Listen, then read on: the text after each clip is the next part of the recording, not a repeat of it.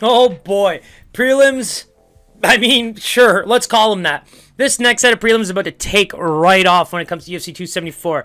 Brandon Royval and Matt Schnell. Now, it's easy to see that Brandon Royval most likely will be a favorite here. I've got a line written down as about minus 220, but I want to break this fight down a little bit, and I want to give Matt Schnell a lot of credit here.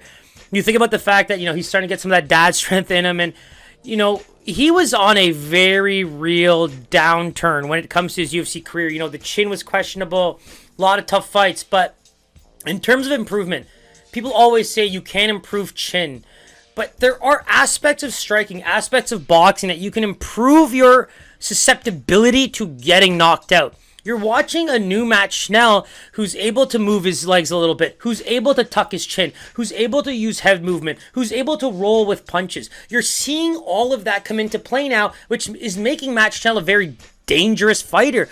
To me, MMA is not about knocking each other out or finishing with submissions. It's about who's got the better chess game over the course of 3 to 5 rounds. That's what it is. And you can either dominate and finish it, or you have to play a chess game for a very long time. And I think with Matt Schnell, you're getting a guy who understands that part of the game. Stay alive and score more. Whether you get the finish or the win, it doesn't matter. You're looking for that dub at the end of the day.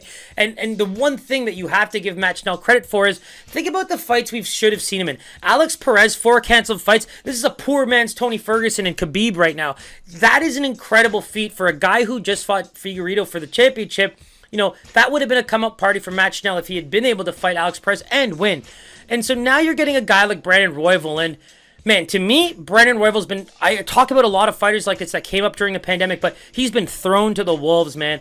You talk about the level of quality that he's had to face in the UFC. It's what's made him a top 5 flyweight without really putting together so many wins in a row. That's what makes me really excited about a guy like Royval, because it's the pace. It's the unorthodox striking and grappling. Those fighters tend to do better in the new age MMA because they're the hardest to read. Tony Ferguson's not ripping off 12 wins because he's an easy book to read.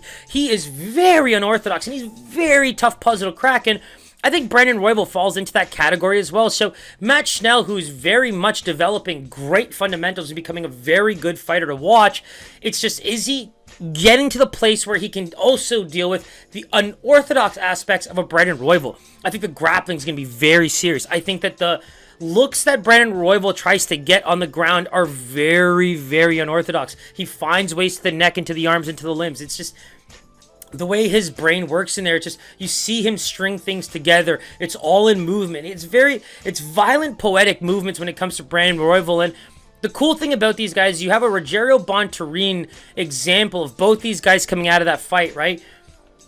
Bontorin is such a grinder.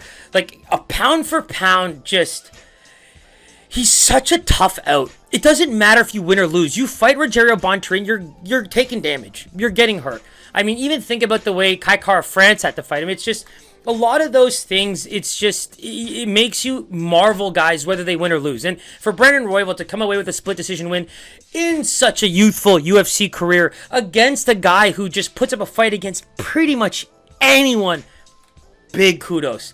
Big kudos for Royval, because I think for me, that was a huge graduating fight. So where he's really starting to see, he's taken on Marinos, he's taken on the Francis. It's just so mind-boggling to me that he has seen such crazy talent in the UFC already. And I think a Matt Schnell fight for me is one where he's going to get a bit more of his ducks in a row. I do like him in this fight a lot.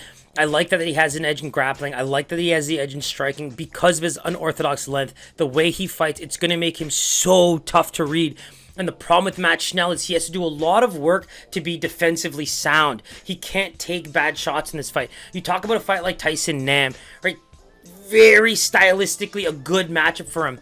Whereas in this one, I think he's taking on a very, very different style of MMA fighter where it's dangerous no matter where he goes. And if he's only focused on avoiding the punches, I mean, the takedowns, the grappling opportunities, a lot of things are going to open up for Brandon. And I've seen a lot of people looking at Brandon Royval in the first round and all that kind of fun stuff. So the pick is out. I mean, I think everybody kind of has an idea of, the underdog and favorite here. So for me, minus 220 makes sense for Royval. Another potential Super Saiyan pick. I just see a lot of paths to victory for him, and the recency bias works in his favor as well, which tells me that this is a tough fight to call. So or sorry, a tough fight for Matt Schnell to pull off. So Brandon Royval, minus 200 favorite.